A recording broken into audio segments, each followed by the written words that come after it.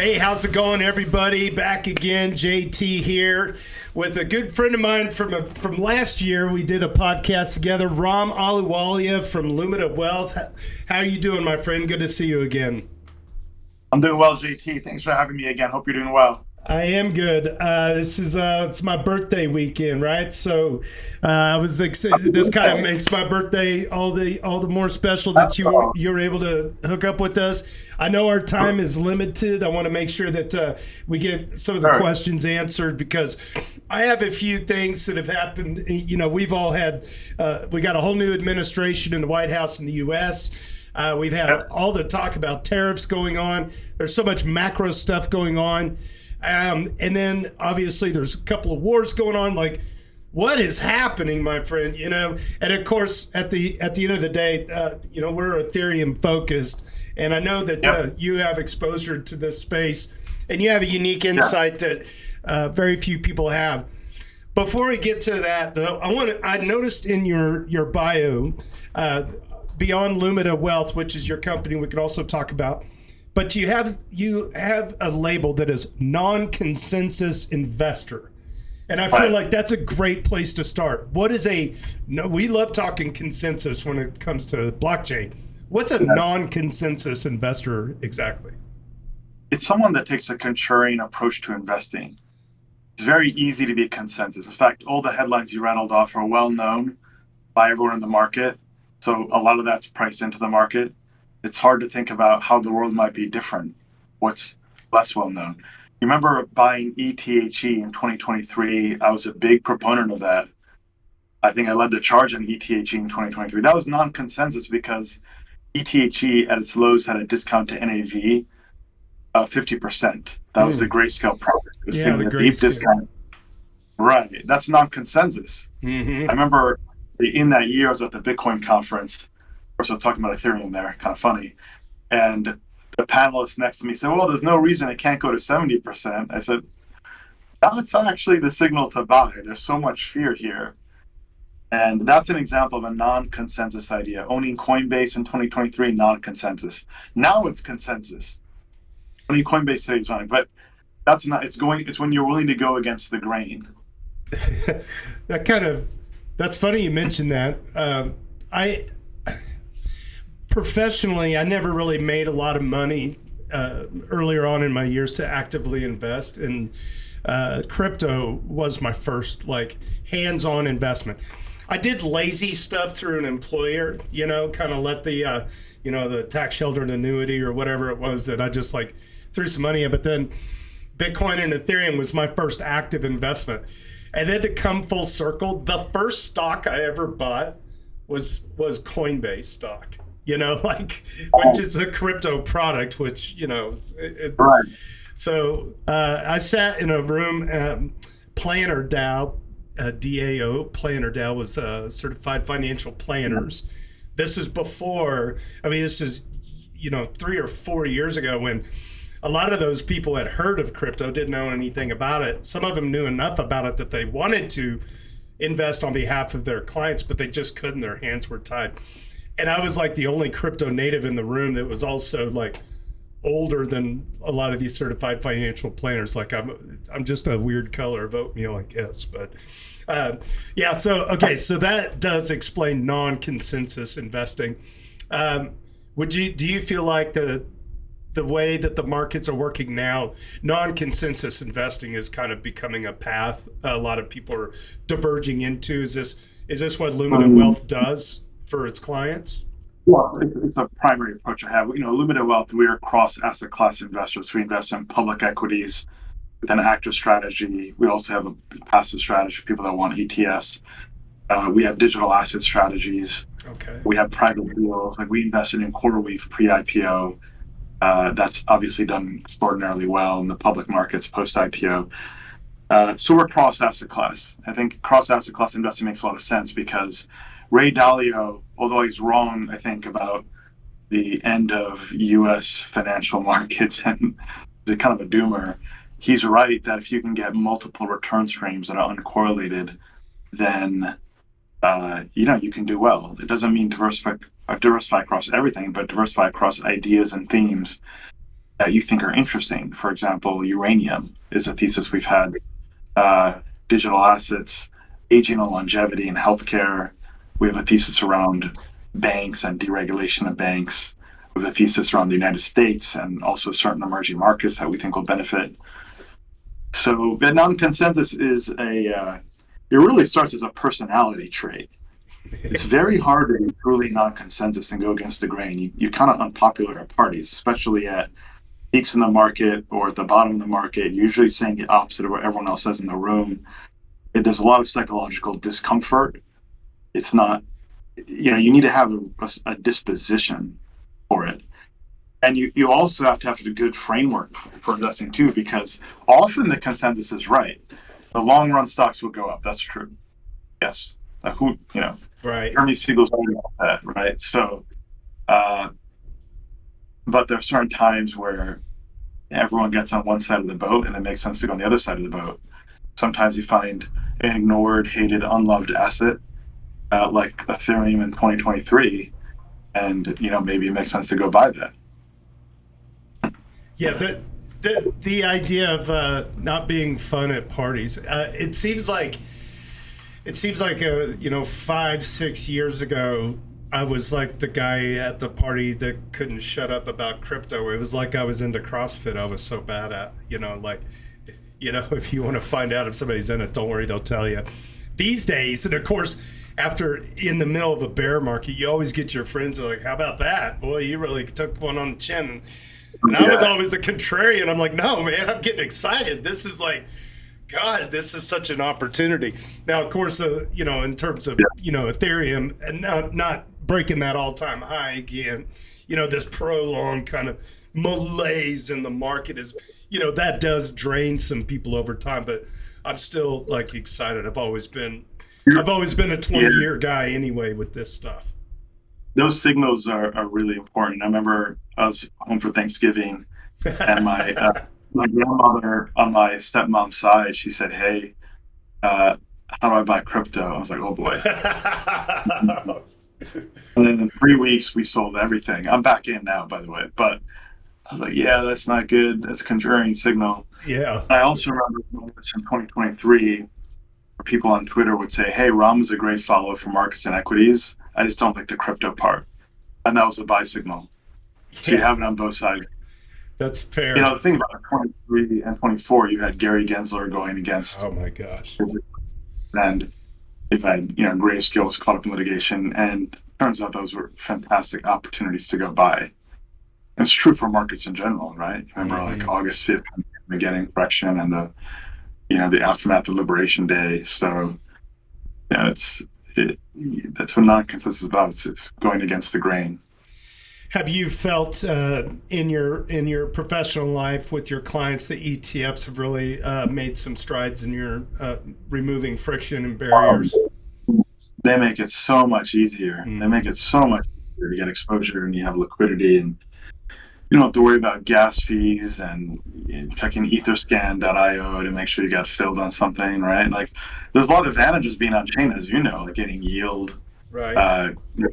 You can't get that yield in the real world, so there's still a lot of advantages, but in terms of getting exposure, like the ETFs, they do make it so much easier. I wish that they had ETFs with yield, like the staking yield should accrue to the investor when you own the ETF, but we're thinking about launching crypto strategies on chain with L1 advisors. L1 advisors essentially, someone can subscribe to a Lumida strategy in a non-custodial way. They maintain their keys. We make the buy-sell decisions, and the end investor approves the decision.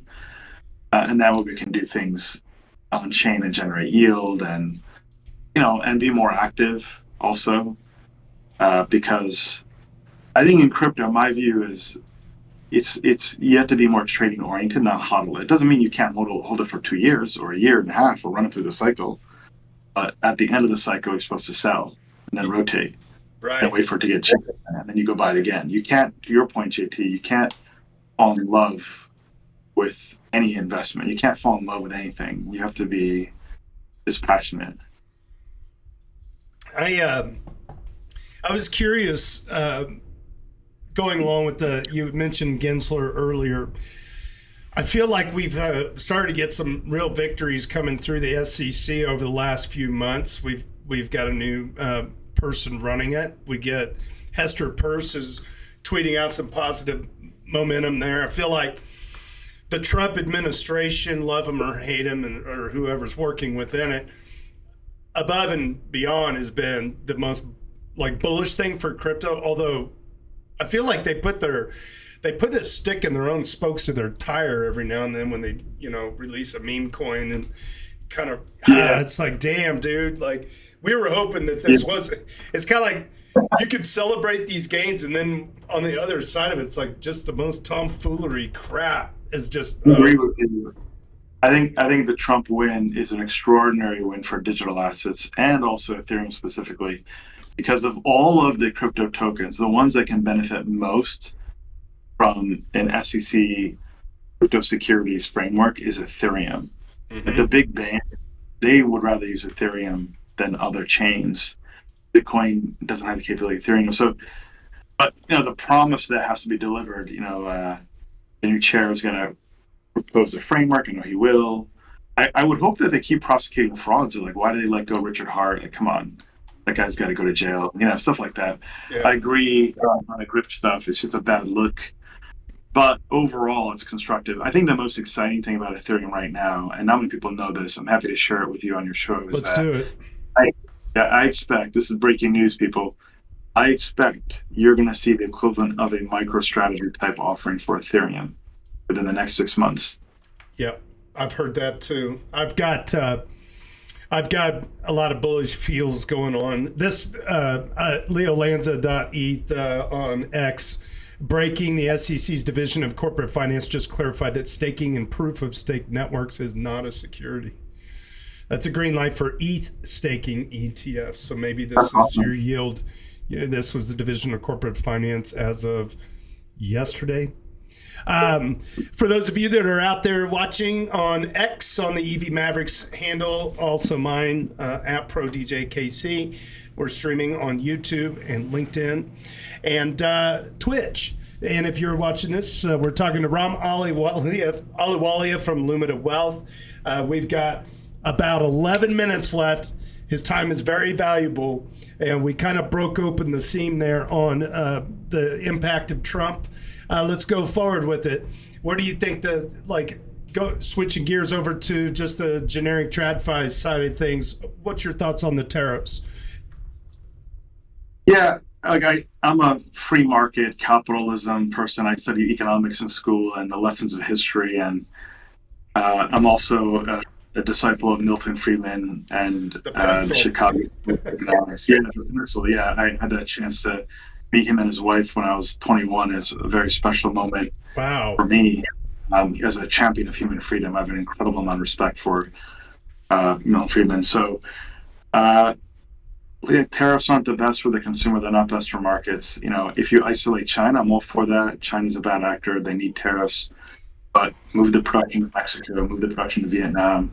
Canada's our ally. We can import rare earth materials there, etc. That said, a 10% tariff level, I think the market can digest that. The market will get over that. You probably get a whiff of stagflation over the summer, like July, August. You will see a bump in consumer prices. It's different than Q4 2018 because the scope of tariffs in Trump Trade War 1.0 are far more narrow. It was just around China. This is everything. This is everything. Yeah. And then automobiles are 25%. You didn't have that back then. And automobiles are the second biggest driver of spending, consumer spending. So you'll get a whiff of stagflation. The market will get over that. It could be a pullback. I wouldn't be surprised, if there was some pullback in the summer. But then by the time you get to September, October, it's in the rearview mirror. We are seeing disinflation. The core PCE number came out today, clocked in at 2.1% with expectation. That's great. But disinflation is happening. The battle of inflation has been beat. We'll see how the tariff story plays out, but it's mostly a rear view mirror story. And, I think the big question there is going to be, what are the tariffs on semiconductors? Because that would impact NVIDIA, Microsoft, Meta, and Google. And why that matters? It matters because they have a big market cap in the S&P and the QQQs. So if they have to spend 10% more on, then that impacts their earnings. So that's the main thing I'd focus on. I don't think 50% tariffs on China actually matter. They really don't. So they want to get deals done, and Trump will be more aggressive the more elevated markets are. But if markets sink, Trump will pivot, and that's exactly what he's done. He gets more confident and aggressive on tariffs at the highs. At the lows, he wants to restore market confidence. He pulls Pete Navarro off of CNBC, then he deploys Scott Bessent, etc. But they have their policy doesn't. It's really kind of contradictory. Like when you have a trade deficit, you're importing capital.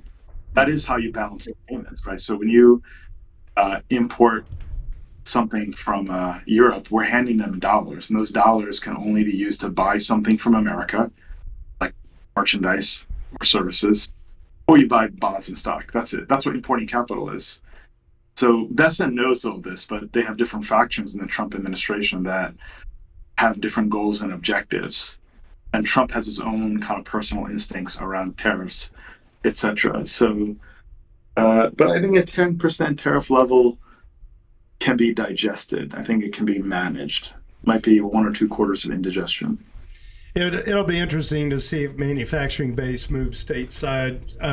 I know people scoff, and they scoff at the idea of building iPhones in the United States or just anything like that. It's like, did we just give up as a nation on the ability to work? This is the thing that kind of baffled me. It's like, are we just going to allow other countries to produce all of our goods and materials? What if we actually have a real macro hot war and we got no manufacturing base here to supply for it? Those kinds of things, I don't know. I hope some good can come out of it from a stateside manufacturing standpoint.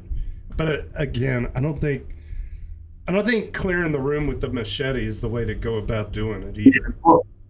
Look at agricultural industry. In 1900, 1 in 2 Americans was a farmer. Right. Now it's 1%, and a lot of that's with productivity growth. And one reason why manufacturing is a share of GDP is declining is because we have far more advanced technology in robotics, including the General Motors and Ford. They have technology. It's not the Tesla level, but it is advanced manufacturing. So fewer people are required to create these outputs. That's true. And they are highly paid. Now, Americans also don't want to make Nike sneakers. This is a great quote. Everyone wants a Nike sneaker. They want a Nike sneaker made in America, maybe too, but no one wants to actually do the stitch work required for that. It's just mind-numbing work under a hot ceiling fan. And if it's not under a hot ceiling fan, then it's an expensive Nike sneaker. No one wants to increase the price of apparel and food, right? So, I think you're right on. People want their kids to go into healthcare, be a nurse, be a dentist, services. It's all about services. Help the young, nannies, help the old.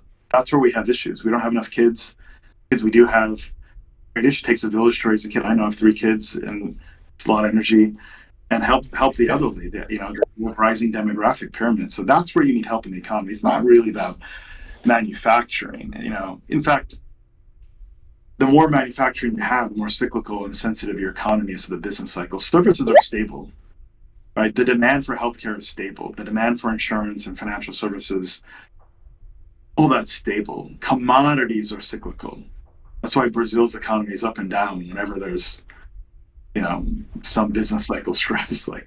Is so centered around commodities or the Russian economy as well. So, right.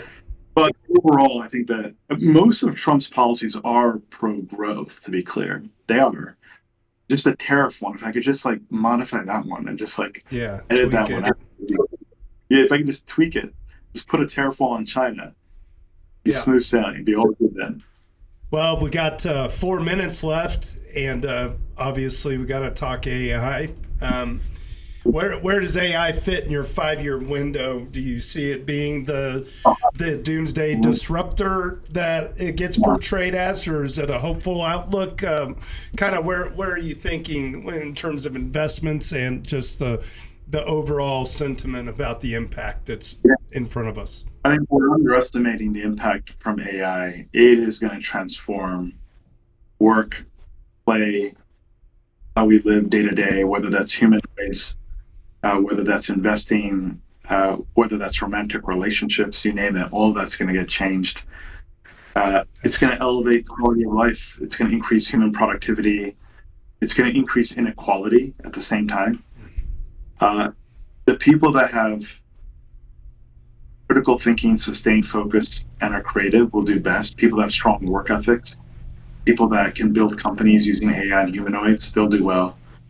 So you got to rethink how you educate yourself and your kids. You got to rethink where you focus your time. Content creation, like what you're doing, JT, it's going to be extraordinarily valuable. Authentic communication, community will be very valuable. Human relationships will be valuable. Land, real estate, all that's going to go up in value.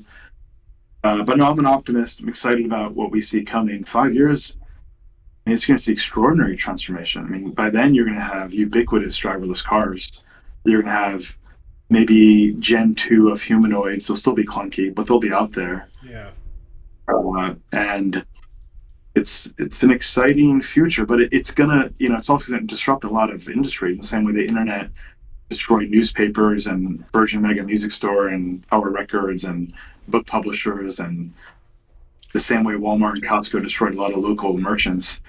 AI is going to, reimagine like accounting.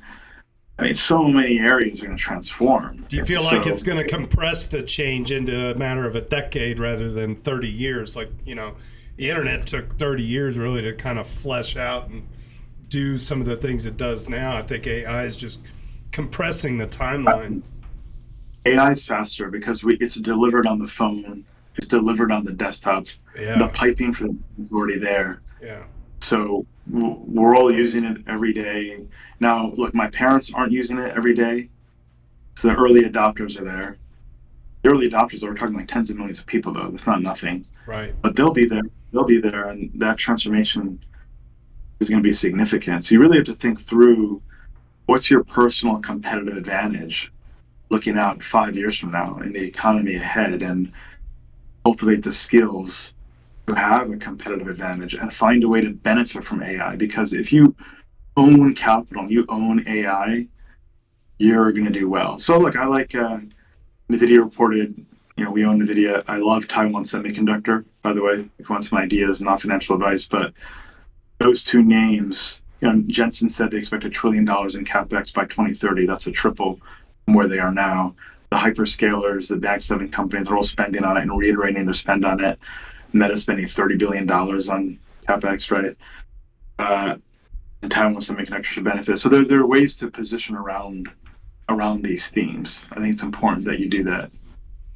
Well, Ron, it's always a pleasure. I'm so glad we were able. We tried to get you 2 other times, but kind of weren't able to link up. We finally got it done, man. I always love having you on, even for 30 minutes. Love to have you back again in 6 months or so. Kind of take that temperature check. And Ram Ahluwalia, everybody from Lumida Capital, thanks so much. He's got a hard stop. We appreciate your time today. Until next time. Happy to host you here in New York too. Be well. Take care, guys. Will do. Cheers, man. Bye-bye. Bye-bye. Awesome. Well, great. Here we are. It's Daily Doots time. If you open up dailydoots.com, you can check out all the week's Doots that we got going on here. We got so many people. We added probably another 3 or 4 people this last week. 1,213 total Dooters. We update this every week. At number 10 spot, JS Tears. Aiden Cairo at 118. Ethical Trade tied at 118. Crypto Al Currency at 121. Hani Abu at 127. Turkey Troll at 155. Benito 2030 at 172. Logri the Bard at 204. Harog has absolutely been smashing it up the charts. He put on 3 or 4 points this last week alone. He is in the number 2 position at 216, and Superfizz sits atop of the leaderboard at 223. Upcoming events, we got ETH Prague going on right now. Pragma Prague, same time. ETH Belgrade, June 3rd through the 8th. And the Lisbon, Portugal, the non-fungible conference from June 4th to the 6th. You guys jump on dailydoots.com. You can check out all of the incredible events happening around the world. All right, let's go to our weekly roundups. I hit the wrong button over here. Weekly roundups. Here we go. The morning roundup. Here we go. Frank the Tank chimes in. Ethereum way tarded chimes in at 26.40 on the price. $10.9 on the ratio at 0.2481 on that ratio. Yeah, weekly haiku courtesy of JS Tiers, Epoch Committee, the attestation duty, staking node Witty. How does he do it, JS Tiers? How do you do it? All right, updates from Chompy Wompy. Day 93 of BTCS Incorporated ETH updates. The Ethereum Foundation announced staking 50,000 Rail tokens, allowing participation in Railgun governance and claiming protocol fee rewards. At ETH Prague, Vitalik Buterin discussed AI's potential, suggesting it should complement human evolution rather than compete. He highlighted its use in governance and the need for balanced technological integration. All right, the ship post of the week. Courtesy of 12 Meatballs, sitting in the audience right now. This one's for you. Everyone got something but you, 12 Meatballs writes. Do not attempt to cross the claim fields unprepared. The terrain appears welcoming, flat, accessible, even generous. This is a lie. The air is full of expectations and wallet dust. The locals are feral. The newcomers are worse. How dare you? If you go, bring sunscreen, plausible deniability, and 3 forms of contribution. Leave your dignity at the gate. You won't need it. Boom, boom, boom. This is where airdrops landed, or rather, detonated. Tokens scattered across wallets like pollen or shrapnel. Eligibility was whispered, not declared. Some said it favored contributors. Others said it punished activity that looked too much like affection. The algorithm tried to filter out symbols, but in the process, it unpersoned half the chain. Someone lived here once, briefly. Airdrops simply appeared like wild garlic in the forest, free for the taking, if you're at the right place at the right time. Then the pilgrims began arriving, clutching half-completed quests and spreadsheets of transaction hashes. They brought receipts. It didn't matter. The logic had already calcified. One man spun up 214 wallets in a single night and still qualified for nothing. Another posted a thank you gif and received governance. No one knows why. If you were miscategorized, you stayed that way. Mostly what came back was silence and a handful of worthless tokens. The ghost wanders still, clutching wallets that once held weight, insisting that they were early contributors, true believers in it for the tech, gamblers who dreamed of Lambos and received only sodium packets. The tokens unlocked too late and meant too little. Sodium packets, that's funny. The gardens are long gone. Launch promises scatter across the dusty plains like tumbleweeds. They say if you idle too long, a watch-only address in your own story. You become a watch-only address in your own story. The claim fields know who you are. Caring was never part of the protocol. Nice job, 12 Meatballs, for your shit post of the week, because we always like to save the best for first. User Fiberpunk 2077 asks who will run provers and the air incentives, and Harog answers. Fiberpunk 2077 this week is a Deuter level 16. Exciting about the huge step on real-time proving, but I have a couple of questions for those more knowledgeable. What is the financial incentive to run the prover cluster? I assume it is the same as the current block builders, i.e. MEV. Do we have a sense of how much infrastructure costs are now for block builders? Is the assumption the current block builders would migrate to real-time proving? How many provers do we need to ensure liveliness and censorship resistance? I'm assuming functionality will remain to build blocks locally and verify, but that would, in effect, basically be stopping the chain once we are used to 1000x throughput.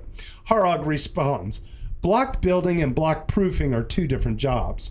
In my current understanding, the plan is to publish a block on chain and then give the provers until the next slot to publish a proof.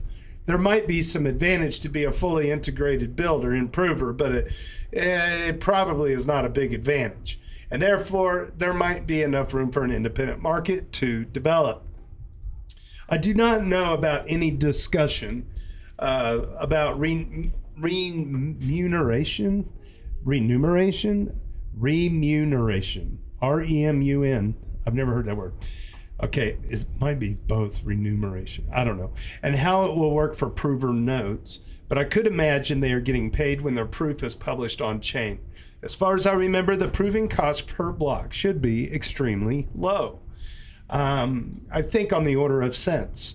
At the moment, there is already a ZK prover market for all the different ZK L1s and L2s. The market is still very immature, but it sounds like there's a lot of progress and different models are being tested. A recent ZK podcast covers one of the approaches and the history a bit, and he has a link. As provers have almost no power over the network, we will just need one of them to do their job for the chain to work normally. If they do not do their job and fail to publish proofs in time, your smartwatch is not able to verify it and trustlessly receive the chain state, or retrieve the chain state. Not good, but also not chain breaking. Depending on how far things are pushed, one might easily be able to rent a handful of old GPUs on one of the decentralized GPU markets and build proofs as well. Currently, these markets are far, far cheaper than anything a professional hyperscaler can provide. Sure, you can rent potatoes, but a handful of the potatoes of the future might be enough to make proofs. If we push things to the absolute limit, however, then only the most sophisticated entities can provide proofs, which is a centralization risk. For censorship resistance, we need the block builders to follow certain rules. Fossil, F-O-C-I-L, is such a proposal, which is being heavily discussed and will come in a year or two at the earliest. There will be medium nodes in the network, which are similar to the current validator's recommendations. My 2-year-old Nook is able to validate 1,000 to 10,000 transactions per second. Not too far away from still being able to validate a highly scaled and ZK proven chain. In a few years, with newer hardware and more optimized clients, I guess we could be able to validate the chain even without ZK proof. So I'm not too worried about this issue at the moment. Good job, Fiberpunk 2077, with the good questions, and thank you to Harag for answering them for all of us. User PA7X1 notices an interesting change in block size after Pectra. PA7X1 is a deuter number 89. This is a very interesting chart. You can see that with blobs, we reduce significantly the size of the blocks. Let's open this up. This is on Etherscan, showing the sizes of the blocks. Okay, good. I gotta reload Reddit on my side. Apologies for a short delay. With the latest upgrade in Pectra post May 7th, you can see some spikes in the block size have been tamed.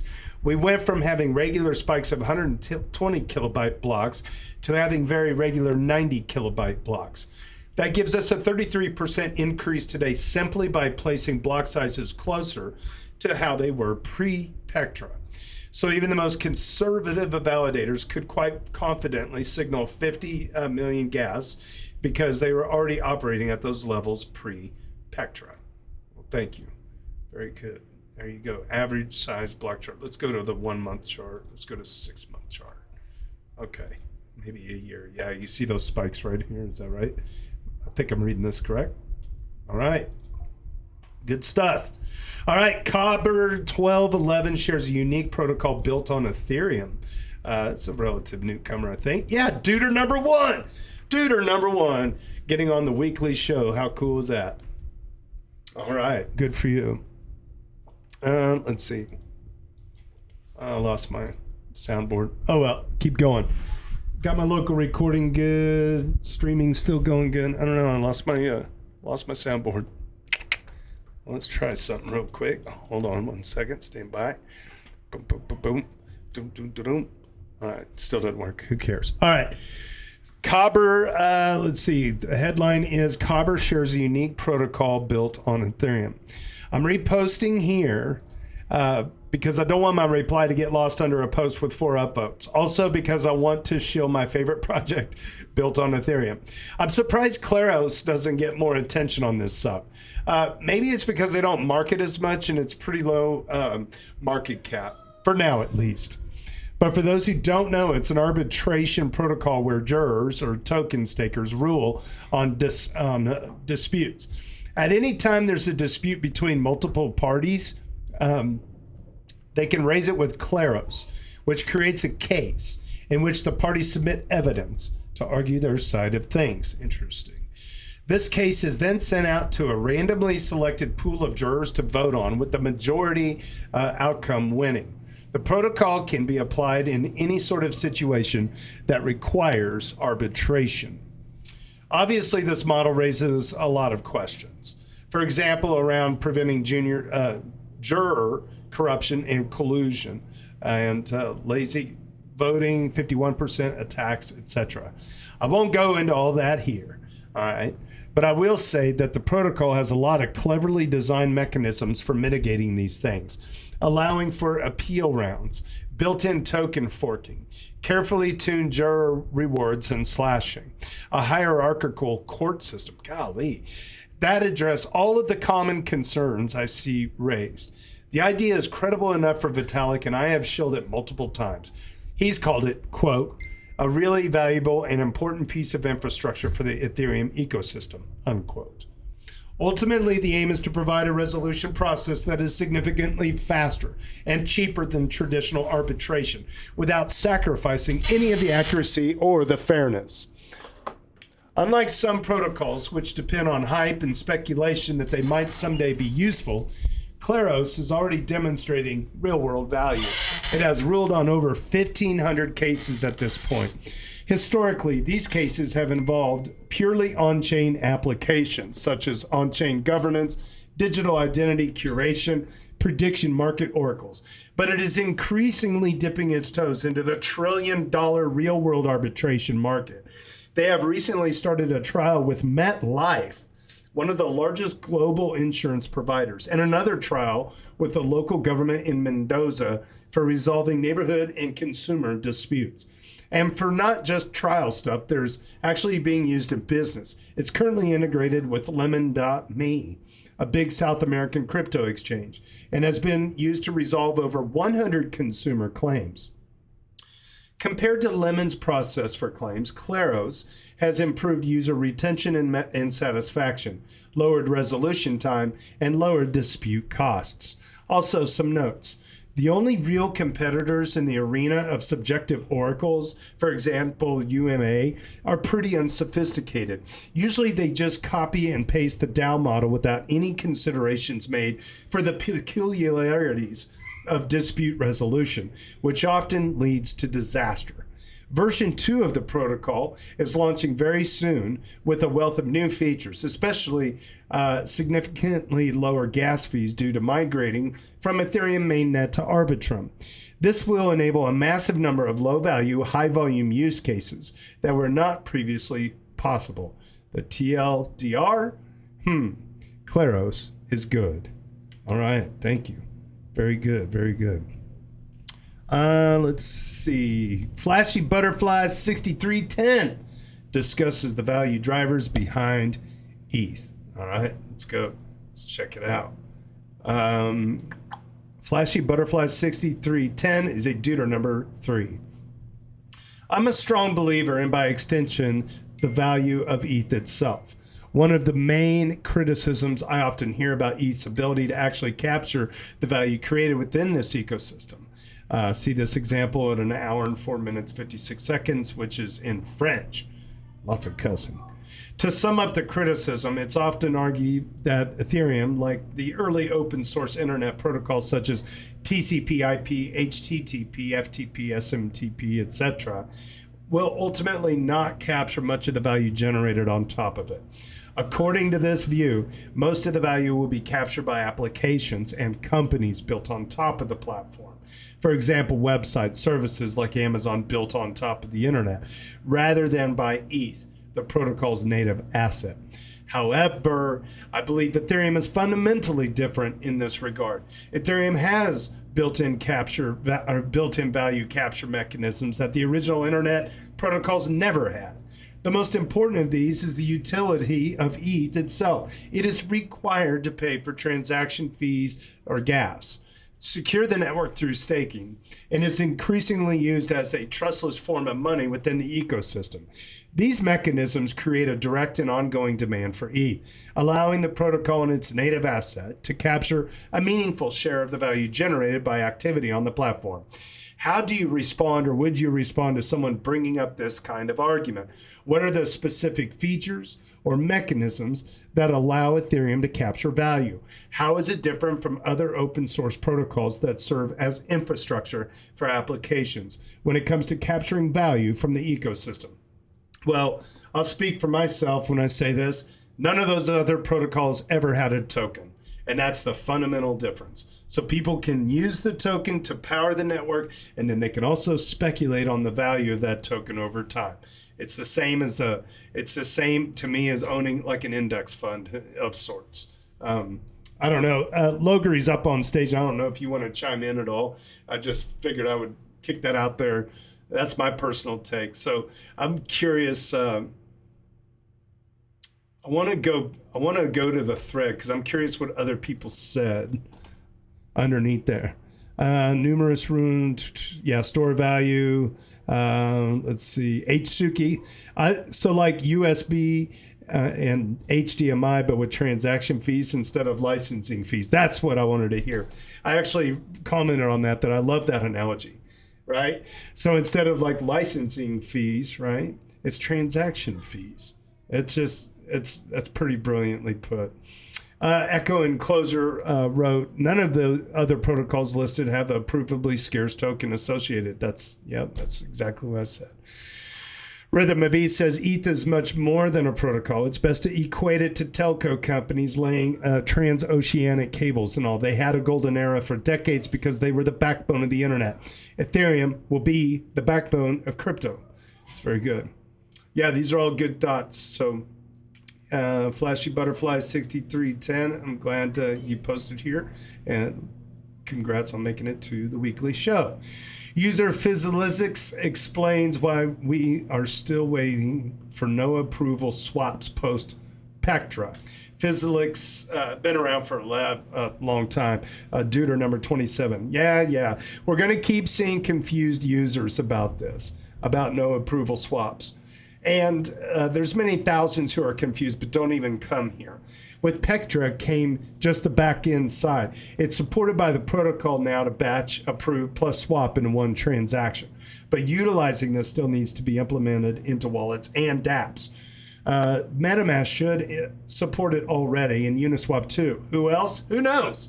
Guess we have to follow social media accounts for all the wallets and dApps now to know when we can actually use this feature. Hey, that would be another website for Hani Abu. It's a pretty big really go ahead. It really just feels to me like we launched this thing, and as though the Ethereum Foundation hadn't touched base with any of the users or any of the apps before we launched it. It's like, great, this works. Okay, who's aware that it works, right? Did any of those, like MetaMask, have any type of intro video saying like this is now available? If I log into Google, sometimes you're like, look, I've got this new feature or something, right? Some overlay that comes up. Nope, absolutely nothing anywhere. So like, okay, it's there, and then we wait another year for it to start to actually be effective, right?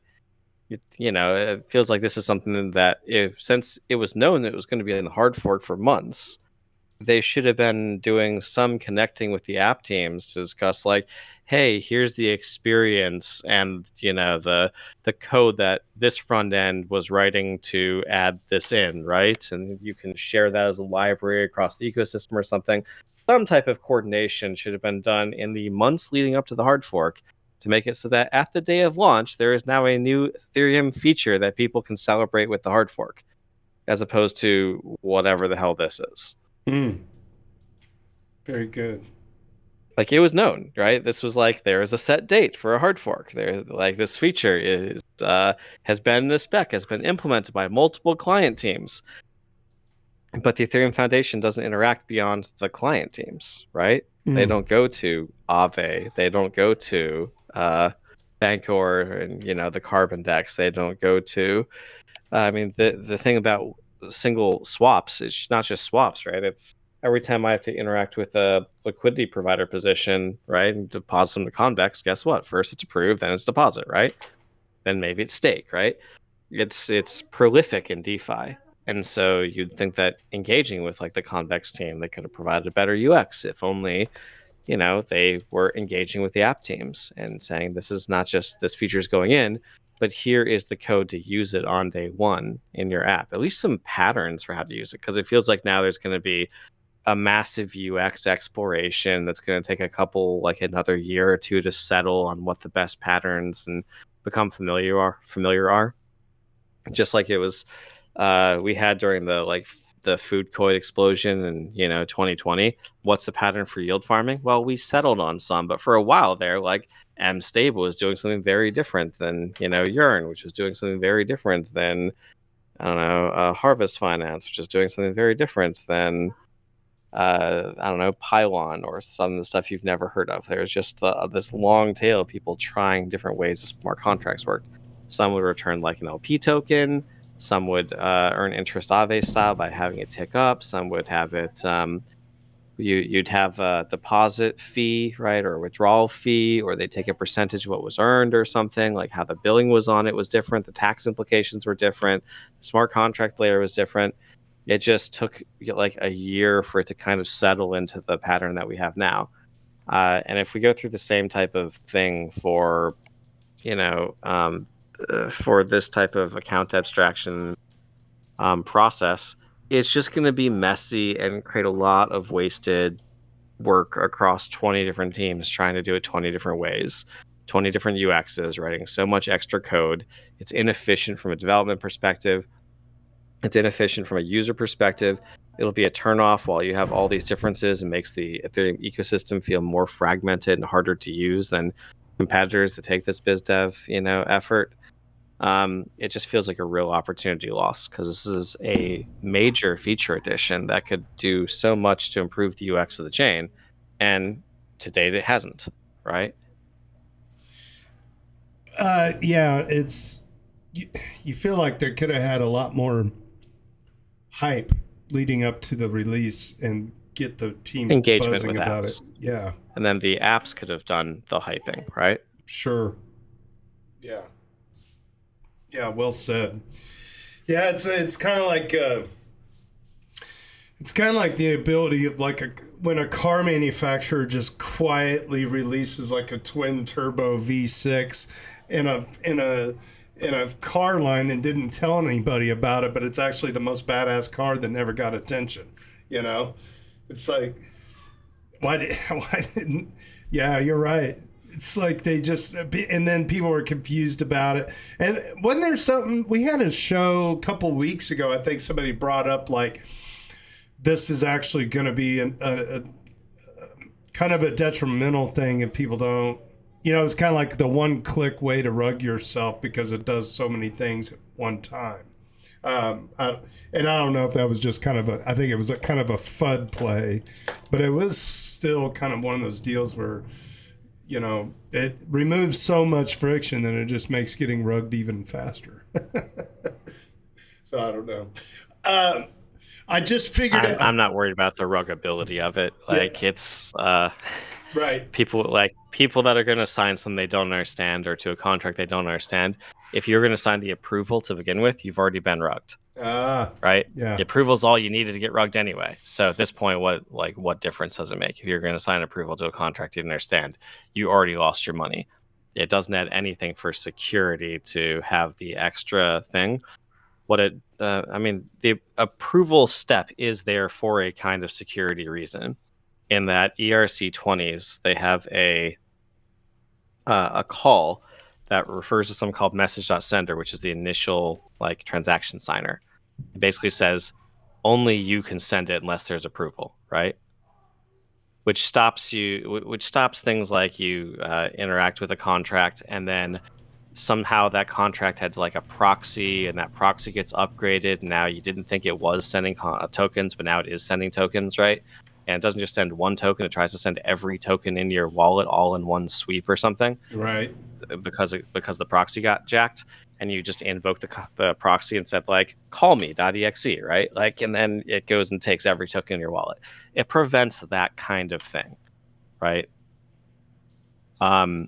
Now, if you were to try to do that with the smart contract, the simulation should show approve token 1, 2, 3, 4, 5 for an infinity amount and then sweep them all, right? It should be fairly obvious there's something nefarious going on when you're I just called a deposit, call it contract on convex. Why is it trying to sweep all the tokens from my wallet? This should be a fairly obvious thing, right? Right. So there's a reason it's there. I don't think that the account abstraction does anything to hurt the security factor of this. I think they've been very careful about that over the years. Gotcha.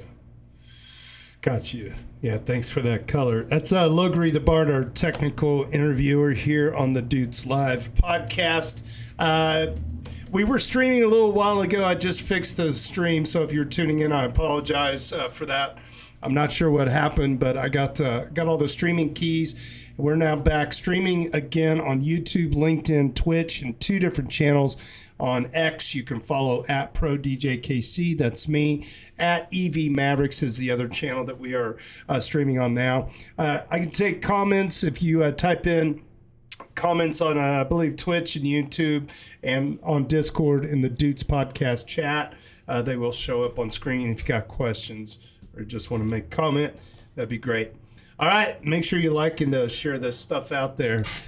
I can't believe this is episode 113. Great job, team. Good job, everybody. All right, ETH2353 shares a report on the risks of pumping the gas, and user Sam CM, one of the authors, weighs in. Interesting. ETH2353 is for this week, a Duder number 36. A great blog post, we got the link here at dailydoots.com, was published today by the EF DevOps team, the ETH Panda Ops, that makes an analysis of the impact of the recent gas limit increase to 60 million on the Sepolia and Houthi testnets. It's well worth the read for anyone that runs validators or is interested in seeing the L1 scale through gas limit increases, like user Waytarded and about 150,000 validators on Ethereum currently signaling for 60 million gas limit. This is exactly the kind of analysis that, in my opinion, should be included in each and every post calling for higher gas limits. Instead of almost blindly calling for a higher number, we already have 15% of the network signaling for 60 billion on mainnet, and we don't even have a rough idea of how safe that is yet. Notably, here we go, there is a large difference between the 2 networks on both metrics. This may indicate a sensitivity to large execution state size. This is a particularly interesting result as mainnet has a much larger execution state size, and we'll be monitoring this closely as we continue to scale. Mainnet Ethereum has a large state, and with an increased gas limit, it will grow even faster. This is important to keep in mind when considering higher gas limits before we have things like state expiry. We can't push the gas limit into the sky just because we can execute large blocks quickly enough. Apart from the issues surrounding state growth, we also need to account for worst-case blocks that are specifically constructed by an attacker to take as long as possible to execute, a sort of denial of service attack. To wrap up, here's the conclusion from the team. Based on the data from Houthi and Sepolia, 60 million is safe as far as block and blob propagation is concerned. It is very important to note that these testnets are not representative of mainnet. We will be conducting additional analysis on mainnet in the coming days. But for now, we can say that 60 million is possible on a fundamental level, unquote. Side note, this may sound like I'm personally strongly against a gas limit increase, but that's not the case. I just want it to be done with great care. That was ETH2353 making that comment. One of the team members, Sam CM, says, thanks, it was fun to be, thanks for linking the post. It was a fun one to dive into. He quotes the quote about Wade targeting about 150,000 validators currently signaling. Sam writes, given the analysis and combined with the fact that we sat at 30 million for so long, I personally think 60 million is safe. I'd much prefer that we went to 45 million first and then 60 million, but coordinating these changes has a large overhead. In saying that, 60 million should be the absolute max for Pectra. There is a handful of scaling related EIPs scheduled for an inclusion in Fusaka, and we must wait for them before pushing beyond 60 million. Sam goes on to respond regarding the kind of analysis that should be included in each and every post calling for higher gas limits. Sam says, completely agree. While we'll continue to do this style of post, I'd really like to encourage others to also dive into the data if they're interested, and all of our data is published freely, and you can check that out at ethpandaops.io, and then they got a data page there. Okay. Goes on from there. Shameless side note in Shill, we're trying to really scale up our data-driven approach to making decisions, and that means we're looking for more data contributors. None of these analysis posts are possible without those users who contribute their data. And the data set is starting to become an invaluable resource for core devs and researchers. If you're running a node and are interested in contributing, you can learn more here, and there is a link included.